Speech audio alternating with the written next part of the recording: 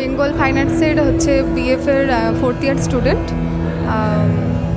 এটা আমাদের মৌলি কর্মকার, আমার নাম মৌলি কর্মকার। এটা আমাদের মানে আমার লাস্ট ইয়ারের এক্সিবিশন। তো আমার এই কাজটা হচ্ছে মানে একটা বিড়ালকে আমি একটা মানে আমার পোষ্য আছে, তাকে অবজার্ভ করেই আমি এই পেন্টিংটা করেছি। তো এটা মানুষের সাথে তুলনা করা যেতে পারে, মানুষের যে চরিত্র তার সাথে, যে মানুষ হোক বা বিড়াল হোক নিজের আখেরটা গুছিয়ে মানে তার প্রথম ছবিটায় দেখতে পাচ্ছেন যে মানে 4টি পায়ের মাঝখানে হচ্ছে মাছটাকে নিয়ে, মাছগুলোকে একদম নিয়েও হচ্ছে নিজের আখেরটা গোছানোর মতন করে রেখেছে, যেরকম মানুষও রাখে। তো ওটাও ও নিজের জন্য গুছিয়ে রাখে এবং তারপরে ও পায়ের কাছে এসে, সেকেন্ড ছবিটায় পায়ের কাছে এসে বসে থাকে কোনো মাছ টাছ দেখলে, যে সময় আমরা খাই।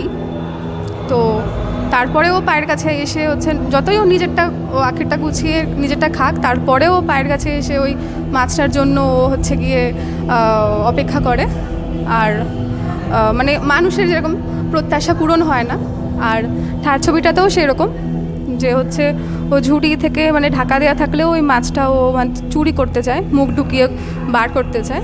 মানে তার হচ্ছে অপূর্ণতা, মানে হচ্ছে যতই ওর মানে পেট আর কি ভরছে না, তারপরেও ও চুরি করছে, ও নিজের আখের গুছিয়ে নিচ্ছে, ও অয়েলিং করছে, পায়ে এসে হচ্ছে খেতে চাইছে, তারপরেও মানে পাচ্ছে, তারপরেও ও হচ্ছে চুরি করছে, এই আর কি।